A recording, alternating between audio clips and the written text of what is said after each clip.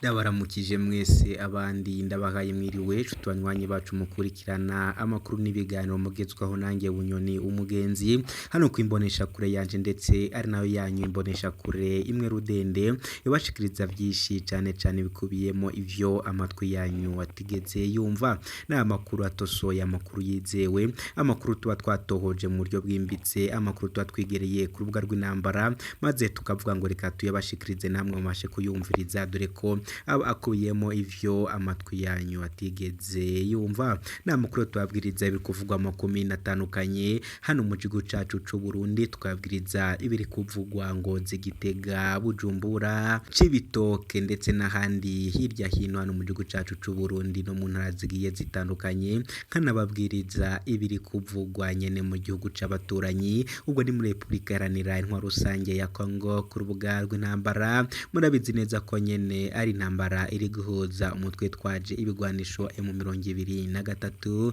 ndetse n'ingabo z'igihugu za FARDC reka ndakengurukira uhajije gufyonda sabone wamanutse azwaja mu kumutuku kanditseho sabone ugafyonda ko wamara gufyonda sabone kandi wakomeza udusangiza n'ibitekerezo ngo tujye turabasha kubana gatanu kuri gatanu amakuru rero naguteguriwe cyane turibuze kwibandaho mwidondo y'amakuru yacu nakubwiriza yuko nyene urubanza rwa Nduwimye rwabandanije mu Bubirigi humvirijwe umugwizatunga Sirasi Majyambere urubanza rwa Emmanuel Nkunduwimye batazira Bomboko umunyarwanda w'imyaka 35 yagirizwa ivyaha vya genocide rwabandanije ku munsi ugira 13 rutanguye inyuma y'indwi ruraheze ndaza kubigaruka nyene mwidorido y'amakuru naguteguriye ndongera kandi nyene nkubwirize ko nagerageje kwigumya uko nshoboye kugira ngo ndabe ikiziga c'umukazana wanje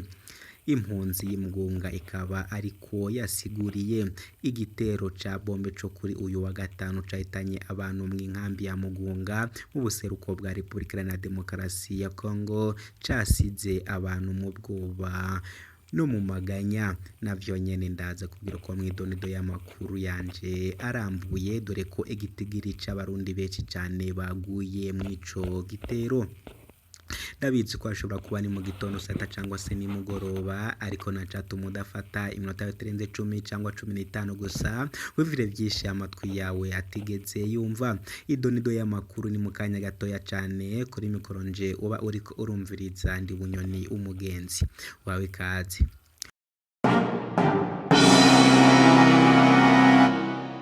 wakaze mwidonido y'amakuru ateguriwe hamwe nanje Bunyoni umugenzi reka nangurire kuri iyi nkuru iri kuvuga ko impunzi y'Imugunga yavuze muri amagambo igira iti nagerageje kwigumya uko nshoboye kugira ngo ndabe ikiziga c'umukazana wanje kikaba ari gitero nyene caguyemo abarundi bakomeye cyane hariya mu gihugu ca Republika Iharanira Intwaro Rusange ya Kongo aho caje igitero gikomeye cyane cagabwe ikaba ari intambara ikomeye cyane nyene yabereye Imugunga igitero ca bombe co kuri uyu wa gatanu cahitanye abantu mu nkambi ya Mugunga mu buseruko bwa Republika Iharanira Intwaro Rusange ya Kongo casize abantu mu bwoba no mu maganya Fikiri Mvaho impunzi yo muri iyo nkambi yabwiye abatoza amakuru wa World News TV ko yagerageje kwifata uko ashoboye kose kugira ngo ashobore kuraba ikiziga c'umukazana wiwe yapfuye azize ico gitero Mvano avuga ko umuryango wiwe uri mu gahinda kandi atanabona uko bamushingura anongeraho ko umukazana wiwe yasize umwana ukiri mutoya Placide Hakizimana iyindi munzi yo muri iyo nkambi agira ati dufise ubwoba bwishi ico dushaka gusa nuko leta igwanya umwansi kugira ngo dusubire gutaha iwacu abantu 15 nibo baciwe muri ico gitero harimwo igitigiri kinini c'abana amafoto ateye ubwoba yakwirakwijwe ku mbuga kwaniro yerekana ibiziga vy'abantu biri hasi muri iyo nkambi igisirikare ca Kongo n'abagwanyi ba M23 baguma bagirizanya uwo bwicanyi itangazo ryo mu shikiranganje bw'igenderanire ya Amerika n'amakungu ryagiriza u Rwanda kuba ari rwo rwakoze ico gitero rinemeza ko ayo mabombe yavuye mu birindiro vya gisirikare ico gihugu na M23. U Rwanda ruguma rwagirizwa gufata mu mugongo abagwanyi ba M23, rwavuze ko ivyo Amerika ibagiriza ari ibitera soni. Amabarabara makuru aja Igoma ntahita inyuma y'amezi hariko harabera intambara hagati ya M23 n'abitwaje ibigwanisho bashigikiye leta ya Kongo. Ubuzima Igoma bumeze nabi cane mu gihe hari ikibazo cy'imfashanyo n'ibifungurwa navyo bikaguma biduga igiciro. Itangazo ry'ingabo za SADC Safen Africa Development Community ziri mu butumwa muri Kongo rivuga ko zigiye gutangura ibitero vyo gutuza M23,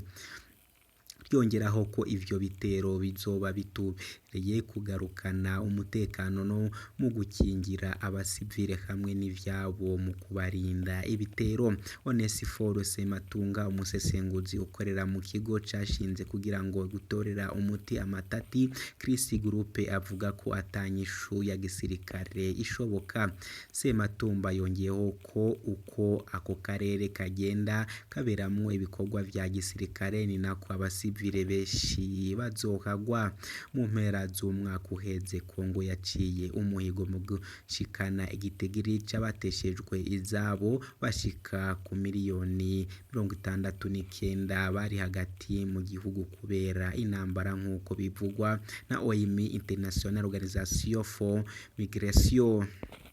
Ibyo rero nyene ibi byabereye muri Republika Iharanira Rusange ya Kongo, mwiyumviye yuko abarundi benshi bariko barahaburira ubuzima. Reka tunyaruke no mu gihugu c'abaturanyi no tubabwirize ko urubanza rwa Nkunduwimye rwabandanije mu Bubiligi humvirijwe umugwizatunga Silas Majyambere. Urubanza rwa Emmanuel Nkunduwimye batazira Bomboko, umunyarwanda w'imyaka 35 yagirizwa ivyaha vya genocide rwabandanije ku munsi ugira 13 rutanguye inyuma y'indwi ruraheze. Mu ntahe y'ejo kuwa mbere sentare yibanze kuri Silas Majyambere, umugwizatunga w'umunyarwanda bivuga ko yafasha FPR Inkotanyi mu gihe yari ku rugamba. Silas Majyambere asanzwe aromura mu wa Nkunduwimye yitavye sentare asa n'umuntu afise amagara make. Mwijwi riri hasi Majyambere yavuze ko ivyabaye mu gihe ca genocide atavyo azi kuko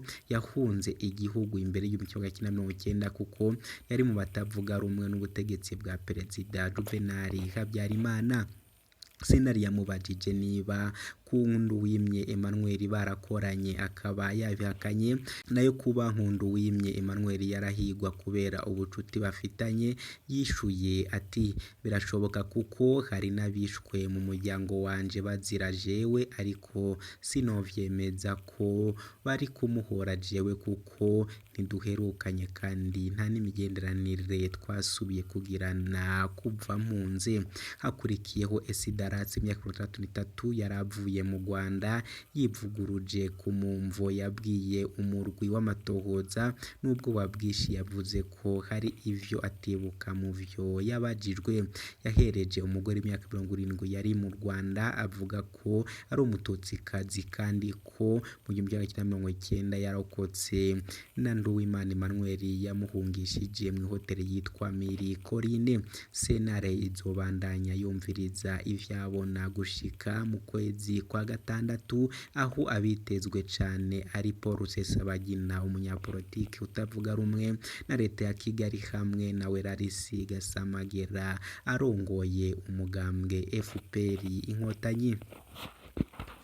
Nshuti banywanyi bacu mwari muri ko muratwumviriza, reka mbe ndasubikiye ahangaha. Gusa mwese mumeze ndabasabe gufyonda sabone ari nako mukomeza kudusangiza n'ibitekerezo. Amakuru yacu nakagaruka kandi ndabakunda cyane, murakagire Imana n'amahera. Kuri mikoro nje muri ko murumviriza ndi Bunyoni umugenzi. Ciao.